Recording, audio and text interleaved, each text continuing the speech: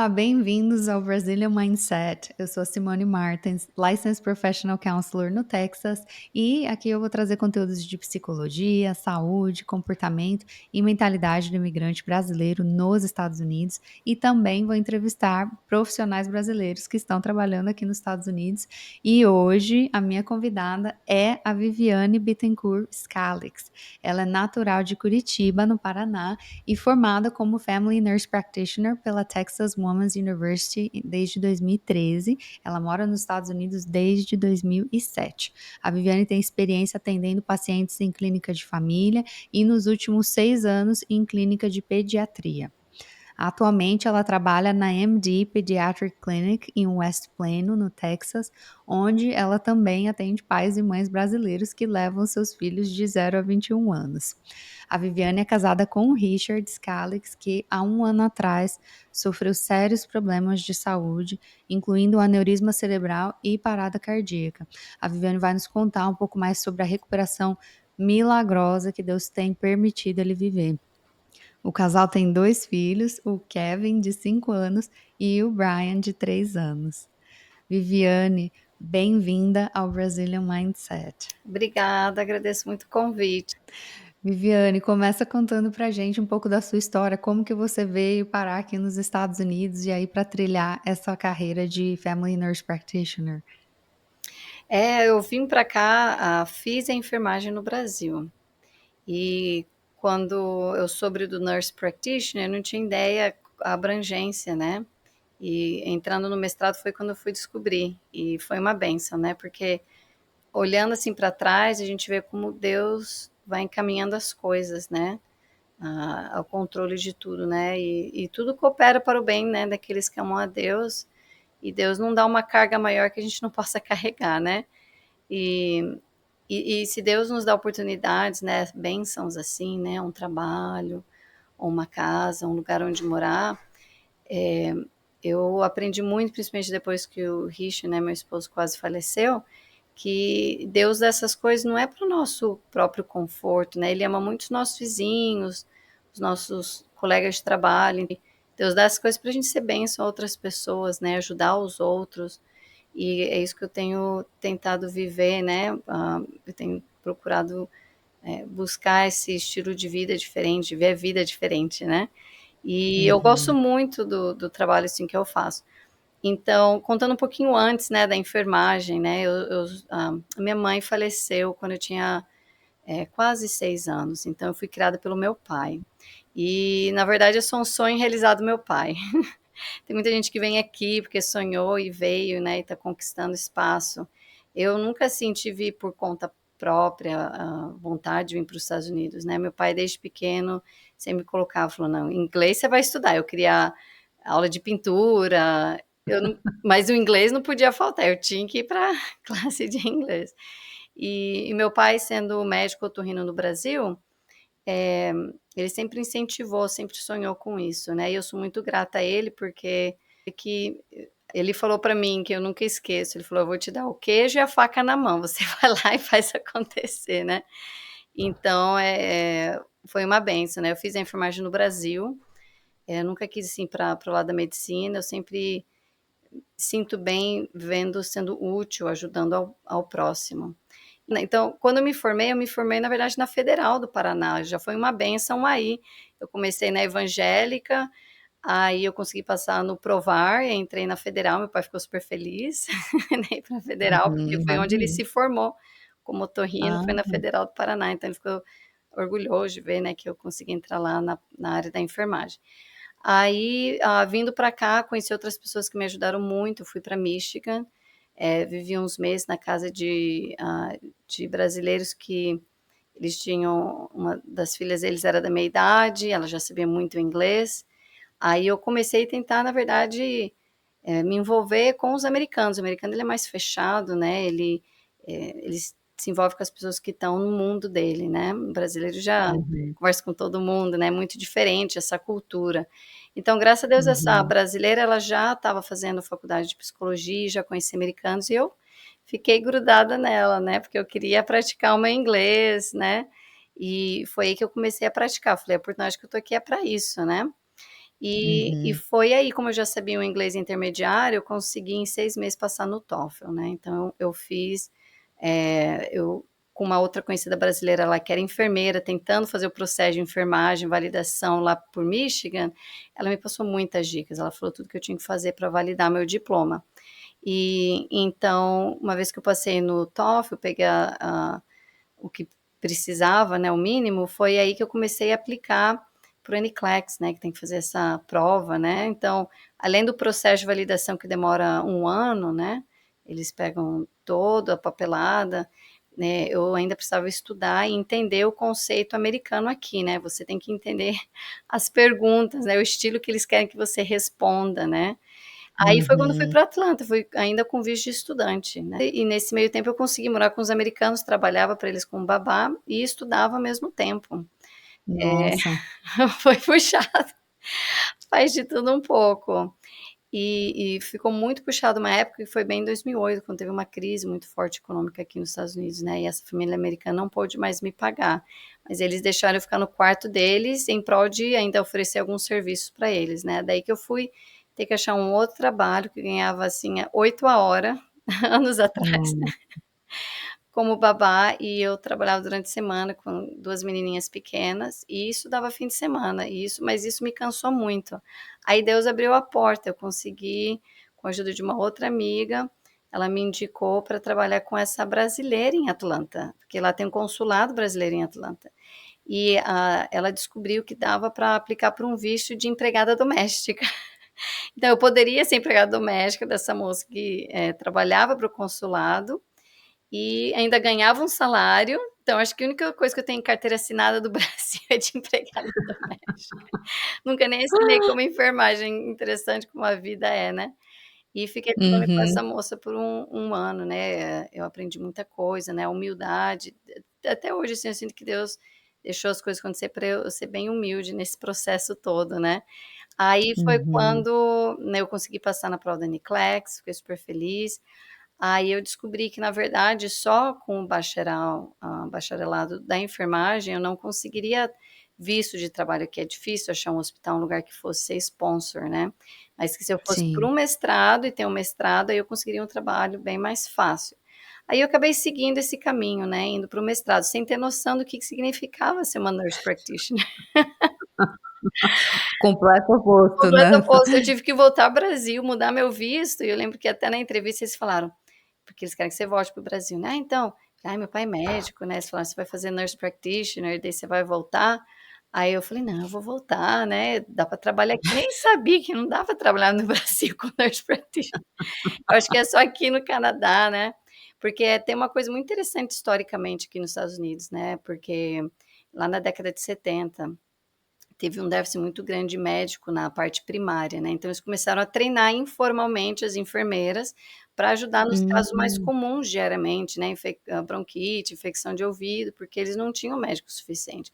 Foi aí que eles falaram: "Não, vamos fazer esse negócio legalmente, né, vamos fazer um mestrado para as enfermeiras serem educadas na área da medicina e ajudarem os médicos", porque ninguém estava querendo ir para esse primary care, né, essa linha Uhum. da frontline, né, que eles falam, né. Sim, sim. E, então muito interessante, foi aí que a nurse practitioner começou aqui nos Estados Unidos, né, e hoje você praticamente, né, agora que eles estão também incentivando muito o doutorado, né, você já pode ser chamado de doctor com seu doutorado, né, e e você praticamente trabalha como um médico, né, não ganha como um médico, mas trabalha como um médico. E cada estado é diferente, né, cada estado tem as suas liberdades, né, tem suas leis. E daí quando, aqui no Texas era bem mais, fácil pagar a faculdade aqui, né, eu estava na Geórgia, lá é tudo muito mais caro, as universidades. Aí minha irmã estava se mudando para o Texas essa época, e eu tinha uma amiga, Hum. que até recomendei para fazer também entrevista aqui, que estava fazendo enfermagem em Chicago, e lá também é muito caro. Aí mas eu acabei vindo onde a minha irmã estava e descobri, né, da Texas Woman University. Aí eu precisava passar no GRE também, né. Aí foi quando eu estudar matemática, tinha que memorizar várias palavras que eu não entendia em inglês, né, palavras mais sofisticadas, né, redação, mas consegui passar o mínimo que a TWU estava requerindo. E aí eu lembro que antes de começar o primeiro semestre, tinha patofisiologia, né, e eu ainda jovem, né, a gente jovem sem filho, a gente tem tempo para as coisas. Aí eu comecei a ler o livro, antes de começar a dar as aulas, eu comecei a ler o livro e eu, assim, me fascinei, né, lendo queria ler todas as páginas daquele livro gigantesco, né, e eu me apaixonei, assim, eu gostei muito, e aí foi que eu fiz, né, em 3 anos e meio. E graças a Deus que depois do primeiro semestre eu consegui boas notas, né, da federal eu já tinha vindo com boas notas, então quando eles fizeram uma validação, meu GPA estava alto, ou estava quase 4. Aí quando primeiro semestre consegui boas notas também, aí eu fui atrás de scholarship, porque o primeiro semestre eu tive que vender um carro no Brasil para pagar a faculdade. Aí Uau. daí eu descobri que tinha um scholarship para todos os estudantes, qualquer estudante no estado do Texas, eh, e era uma vaga por país da América do Sul. E eu passei, Nossa, eu apliquei, acho que não teve muitas aplicações, né, mas eu apliquei pelo Brasil e consegui a vaga, pagaram até o final, só pagava os FIIs, né, as taxas. Eu que saí sem dívida, foi uma incrível, benção. que incrível. Nossa, eu nem sabia desse scholarship. É, tem muito scholarship aí, e por ser internacional, o próprio departamento internacional da TWU falou: "Ó, procura por scholarships, aqui tem alguns", e eu descobri. E foi uma benção, né, contei a história da minha mãe falecida, meu pai, né, com dólar caro, né, tentando me pagar, e eles minhas notas boas, e eles aprovaram, foi uma benção. E nesse meio tempo, né, uma vez que você estuda por um tempo, eles te dão um visto de trabalho temporário enquanto você está na faculdade. Aí eu fiz o home Uhum, health care, né, você ia na casa dos pacientes e de pediatria. Não sabia que eu ia acabar indo para pediatria, assim, por completo, e uhum. trabalhei. Eu trabalhava fim de semana, às vezes passava sábado à noite até o domingo à tarde trabalhando, pegando 20 horas seguido, para poder, daí durante a semana estudar. E, né, eu cheguei a trabalhar também, né, de babysitter, cheguei a trabalhar limpando a casa às vezes, já trabalhei também como motorista. Fez de A tudo. gente faz de tudo aqui, né. América Sim, que você tem que se readaptar, né. sim, E se a gente for conversar com cada um aqui, né, tanta gente com muitas, experiências em outras áreas, né, e vem aqui tem que se redescobrir, né. sim. A Aí gente faz o que é possível para sobreviver, né. ó, o que é possível. E é legal quando a gente compartilha a experiência, porque a gente, ajuda outros, né, que é uma caminhada longa, mas vale a pena.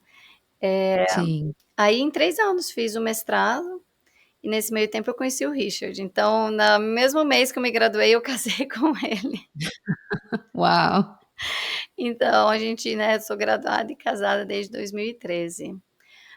E aí eu comecei na área da família, né, eu trabalhei com o doutor Ien, é uma outra pessoa que muitas pessoas conhecem, o doutor Pedro Ien é um Sim, ótimo médico, eu aprendi muito com ele. Enquanto estudava como estudante eu ia lá, né, para aprender, e quando eu me formei, ele ofereceu o trabalho e fiquei com ele lá 1 ano, né. Eu gostaria de ter ficado mais tempo, mas pelas oportunidades, né, de crescimento, a gente acaba achando as outras oportunidades, acaba se mudando, né.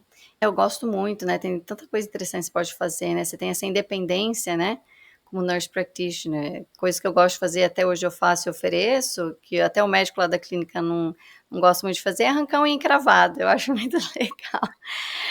Porque até você mandar para um médico do pé, né, um podiatrist, demora uns dias, né, daí eu sim. falei: "Por que deixar a criança sofrendo? Eu tiro aqui mesmo".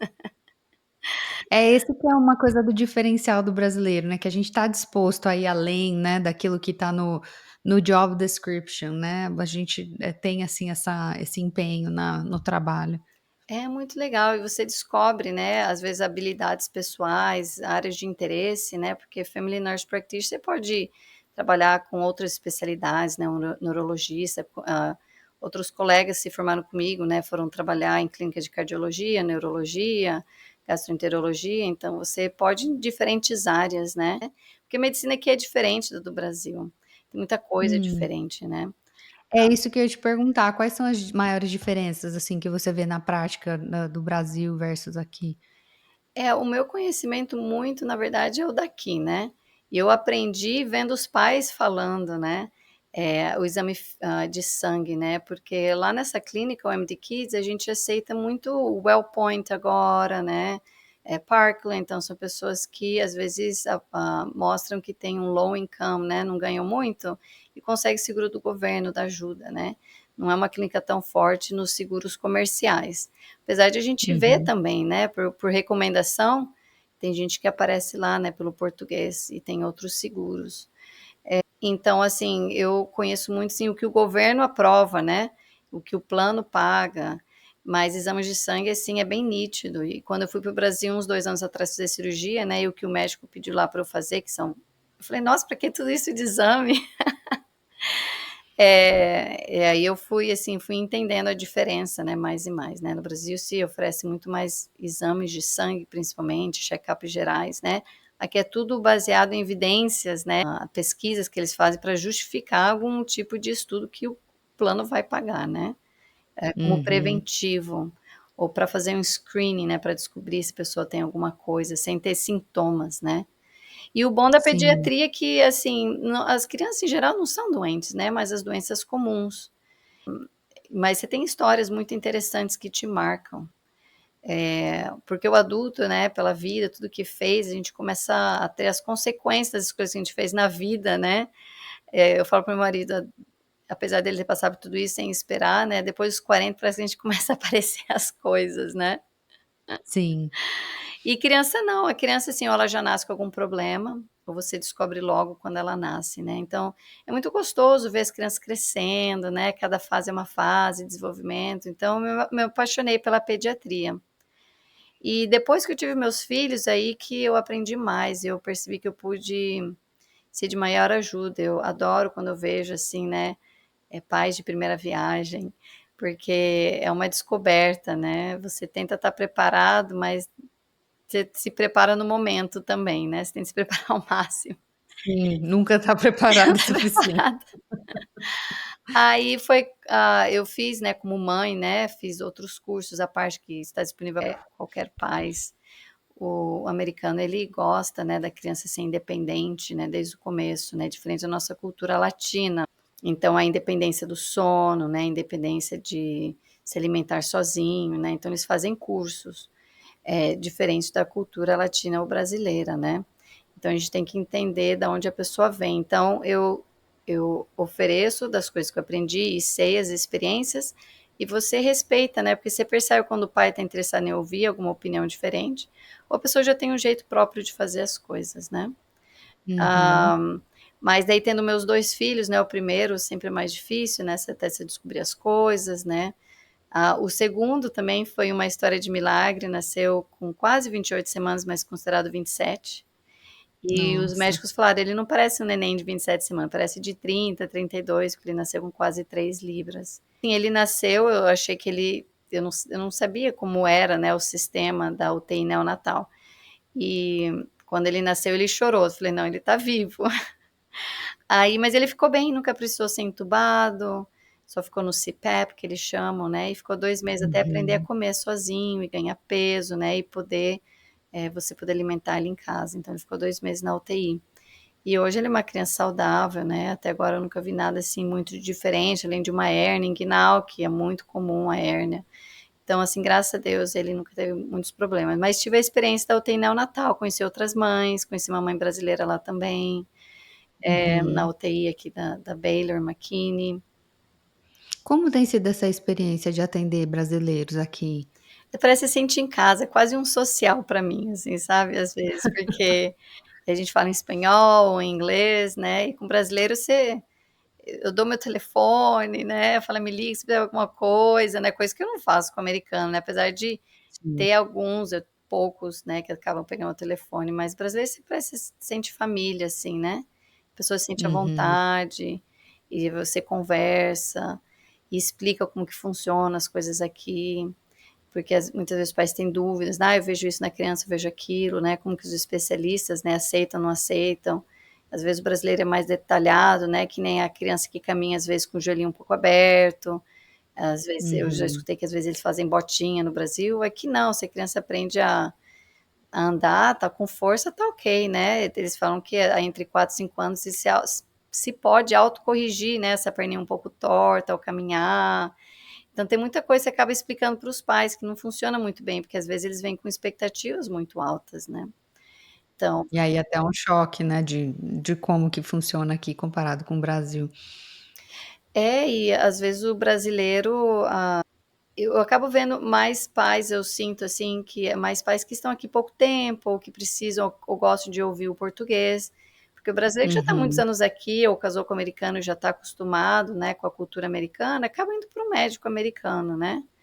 sim. Tá acostumado com o sistema, mas quando a pessoa não sabe muito bem inglês, está pouco tempo aqui, ele se sente assim, né, em casa, né, e poder falar o português e eu gosto muito, assim, tudo que tem em mãos, né, tudo que é de benefício para o neném ou para a criança que está ao meu alcance, né, tentar mudar uma fórmula que não está dando certo.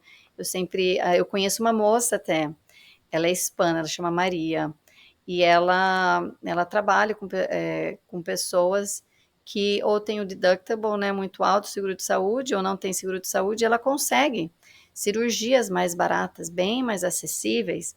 Tive uma mãe que não tinha Uhum, seguro de saúde e o menino roncava muito, tinha as adenóides muito grandes. E é um absurdo cirurgia aqui, né, e acho que ela conseguiu por menos de sim. $3.000 por fazer a cirurgia do menino, hospital, anestesia geral e tudo mais. Então, assim, algo assim, conseguiu pagar, né, em parcelas, então essa moça ela ajuda muita gente.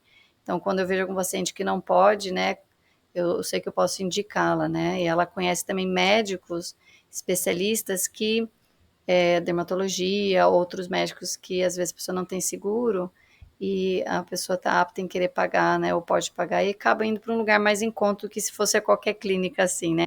E é interessante que você mencionou essa questão dos planos de saúde, né, porque uma das diferenças que tem aqui nos Estados Unidos é que, bom, primeiramente não tem um sistema único de saúde, né, como no Brasil, então para você conseguir essas ajudas do governo, esses planos do governo, você tem, né, uma série de qualificações que você precisa atender, e também tem a questão de mesmo pessoas que têm um plano de saúde, tem isso que você mencionou, né, que é o high deductible, que seria como uma franquia de seguro de carro, né, vamos supor que você precisou usar, você tem que pagar aquela franquia bem alta Uhum. para o seguro depois começar a cobrir.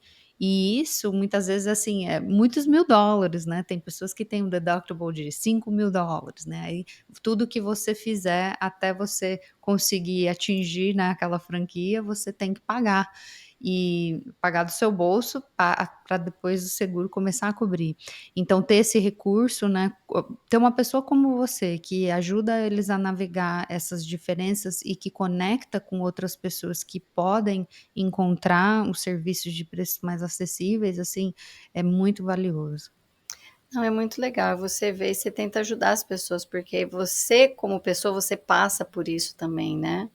O meu deductible também é bem alto, apesar do eu sinto, sim, que às vezes as pessoas que têm os benefícios melhores são quem trabalha em companhias, né, multinacionais muito grandes, né, Sim, reconhecidas, um Walgreens, né, um Walmart, às vezes você ganha pouco, mas você tem uns benefícios bem melhores, né.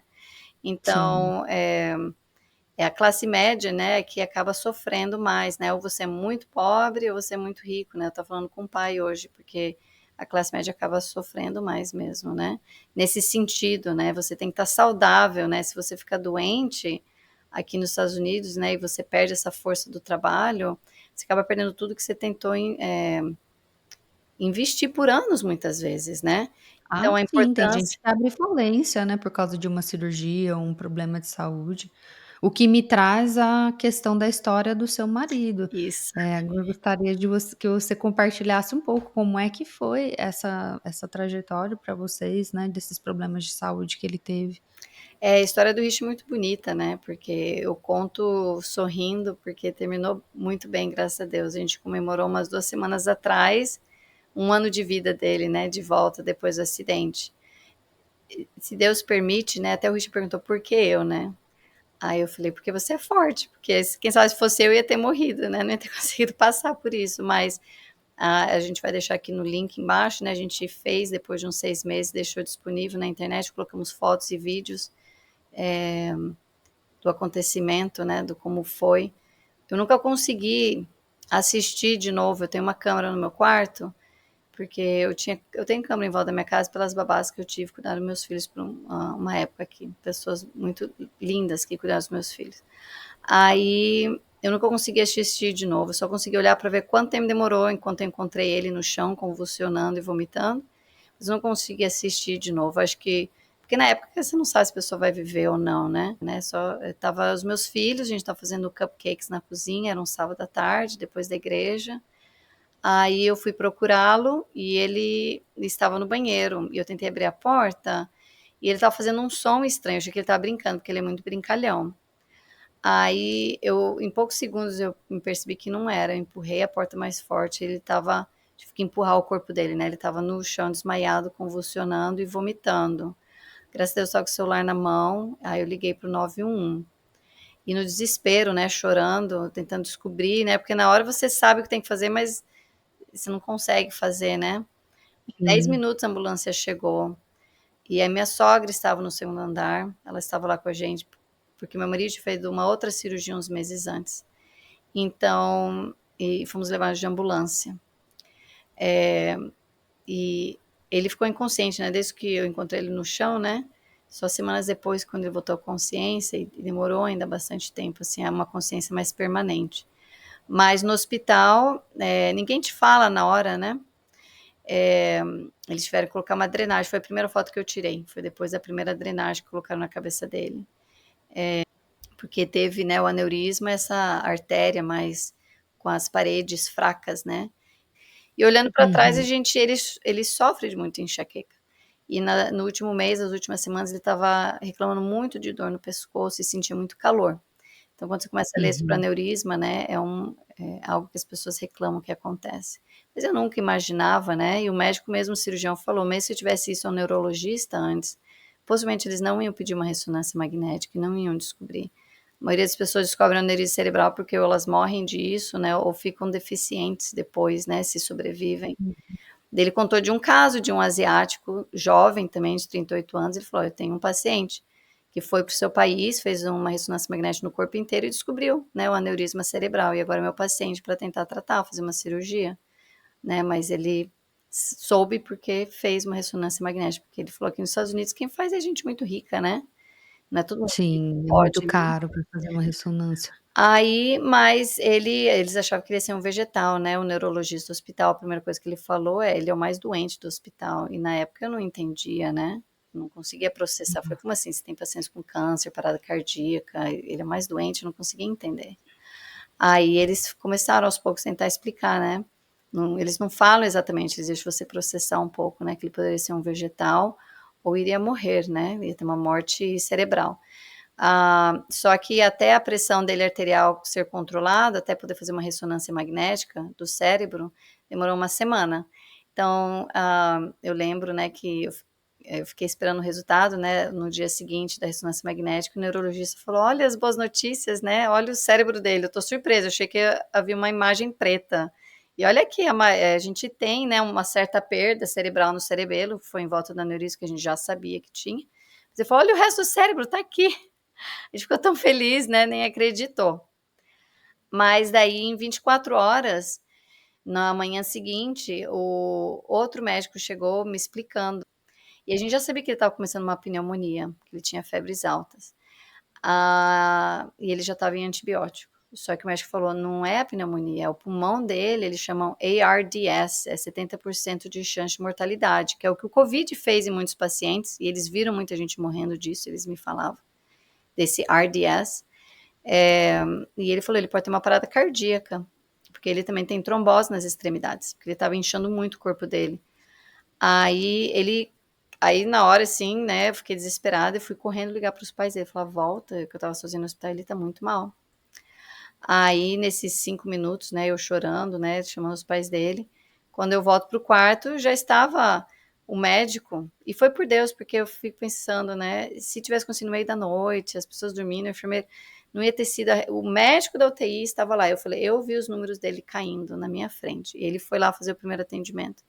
Aí logo Nossa. depois eu apareci, os enfermeiros já estavam aparecendo, e ele olhou para mim e falou, porque como não tinha documento nem nada, a gente nunca fez, que ele é muito jovem, né, 38 anos, sem pressão alta nem nada, uma pessoa saudável. Aí ele falou assim: "Você tem que decidir por ele". Ele olhou pra mim: "Faço ou não, né, ressuscito ou não?". Eu falei: "Claro, ressuscita". Porque eu falei: "Pelo menos Hum. pra dar tchau", eu pensei nos pais dele na hora, assim, né. Mas pra mim naquele momento ele já tinha morrido, assim, pra mim era isso, né.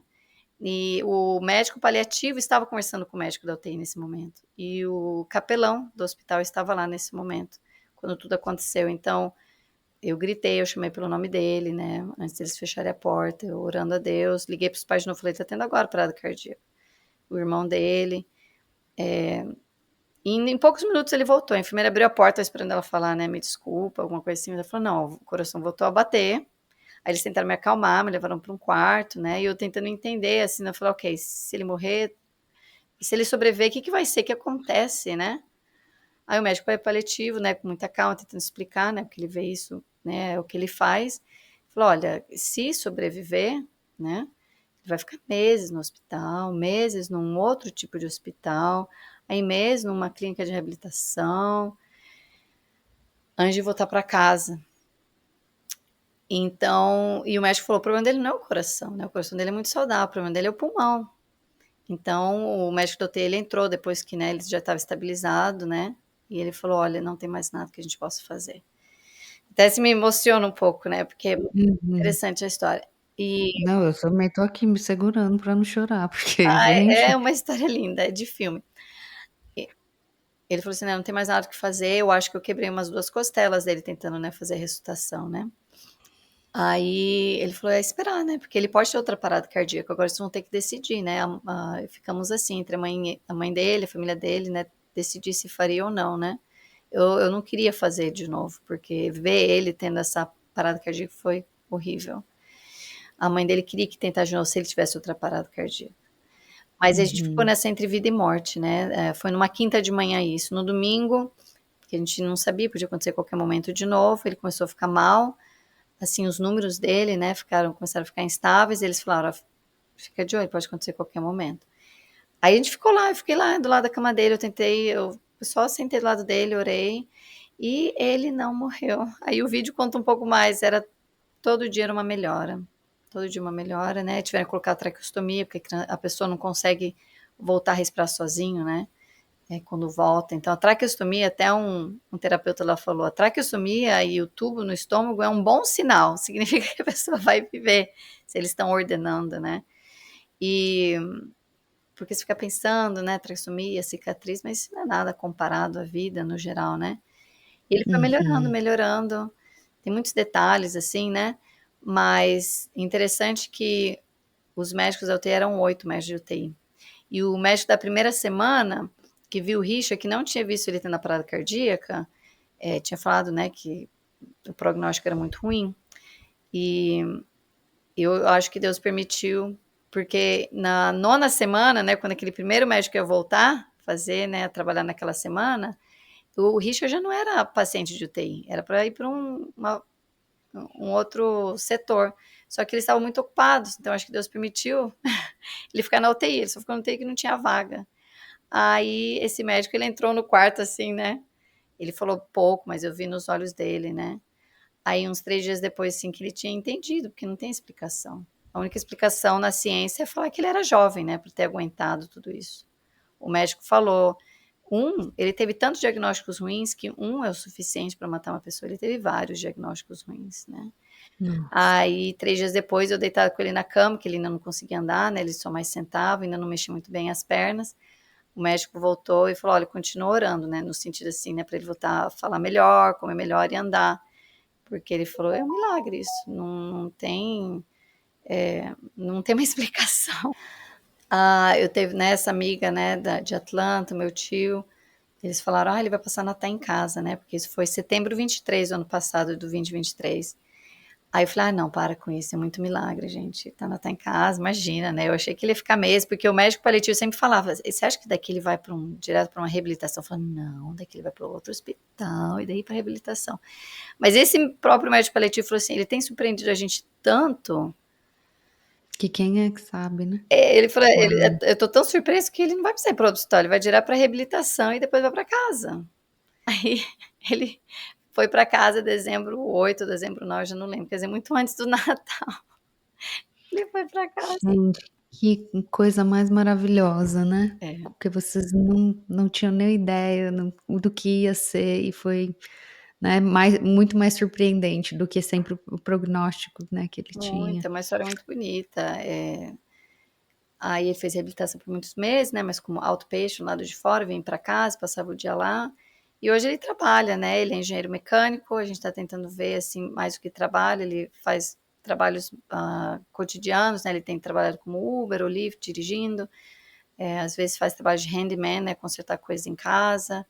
A memória curta Uhum. dele ainda é o que tem ainda afetado ele, mas eles falam que demora uns 2 anos de recuperação, então a gente está esperança e orando, se Deus quiser, e vem melhorando pouco a pouco, cada vez mais. Gente, ele tá trabalhando, Tá olha trabalhando. isso. A gente até Olha que aí. brinca, ele falou: "Eu fui pegar alguém de Uber", e às vezes eu comento, né, as pessoas começam a conversar e falo: "Ai filho, eu tive um stroke cerebral", né, ele falou, as pessoas: "Ah, como assim você tá me dirigindo e você teve isso, né?" Às vezes assusta, né, fala: "Não, eu tô bem, tá tudo bem, se preocupa". De ter recuperado, assim, praticamente todas as capacidades, é um milagre mesmo. Nossa, eu fico muito feliz por você, por ele, pela sua família, né, e essa história é testemunho lindo. Obrigada por compartilhar, eu vou deixar o link do vídeo que tem no YouTube com a história completa, com detalhes do que aconteceu, eu assisti o vídeo, é emocionante, e as pessoas que se compadecerem, né, e quiserem compartilhar ou ajudar a família também. Não sei se vocês ainda estão, né, aceitando doações ou como que tá a questão da parte de recuperação e tratamento dele. Não, a gente, né, que nem você falou a questão do seguro, né, o nome dele vai ser sujo, né, porque ele quando teve isso, ele estava sem seguro de saúde. E realmente, né, são muitos bills, né, que a gente às vezes não consegue pagar, mas temos conhecidos, né, que estão ajudando a gente a questão dessa parte, né. Mas graças a Uhum, Deus, assim, o fato dele voltar a trabalhar, já está me ajudando, né, a gente teve muitas doações no começo que realmente ajudou muito a terminar o ano. Agora, graças a Deus, a gente está estável. Eu sei que no final fala de doação, mas graças a Deus a gente está estável. A gente ainda tem quase todas as noites o grupo de oração e agora a gente se encontra, né, um grupo pequeno, mas a gente está orando agora por outras pessoas, né, intercessão por uhum, outras famílias, pessoas que estão doentes. Só que a gente não entende o porquê certas coisas acontecem, né, e uma das coisas que eu aprendi em relação à fé, né, às vezes a gente fala: "A fé, se eu tiver muita fé vai acontecer", né. Mas se ele tivesse morrido, né, será que eu tinha fé suficiente, né? Mas o que eu aprendi foi assim, a fé não é fazer o que eu quero, é o que Deus quer. Então, se Deus quis trazer ele de volta, era para ele voltar. Se Deus quer levar a pessoa, é porque era para levar. Então, a gente tem fé de que não importa o que acontecer, quando a gente entrega nas mãos de Deus, Deus tem o controle, né? Porque não uhum, é, Deus não é que nem um Aladim, né? Que não, se eu fizer alguma coisa, Deus vai fazer o jeito que eu quero, né? Então, eu entendi uhum. que essa fé é diferente, essa fé, né? Então, Sim, e Deus faz de tudo, né, para o bem, porque eu sinto que isso que aconteceu no Richard ajudou no nosso casamento, na no nosso próprio crescimento, né, como cristão. Então eu vejo muitas mais bênçãos do que desafios depois de tudo isso. E se Deus nos deu essa carga, que a gente pode suportar essa carga. E se Deus trouxe bênçãos para a gente ser bênção a outros, né, porque, cada um tem problemas a levar, né. E Deus dá força um dia de cada vez. amém, amém. Uau, Então terminou, que assim, história contando uma linda. uma história, né, começa a funcionar e termina até com uma mensagem, né, de Sim. conforto, né. Viviane, se uma pessoa quiser ser atendida por você, quiser entrar em contato com você, como que ela faz? O MD Kids, né, que a gente pode até deixar o link embaixo. Eu sei que, e é uma reclamação das pessoas de às vezes não serem atendidas rapidamente, né. Eu sei que muita gente acaba pegando meu telefone, o pessoal respeita bastante. E então tem gente que acaba passando meu telefone, me manda mensagem e o que eu puder eu ajudo, se as pessoas não atendem na recepção, né. Eles têm diferentes localidades, mas eu trabalho naquele da West Plenum. Ok, eu vou deixar todos os seus contatos então no link da descrição. Viviane, quero te agradecer de coração pelo seu tempo, por compartilhar sua história, seus conhecimentos, a sua jornada. Não, não foi, eu fico feliz de poder compartilhar e espero, poder sido de uma ajuda e ser ainda de ajuda a outras pessoas, outros pais também.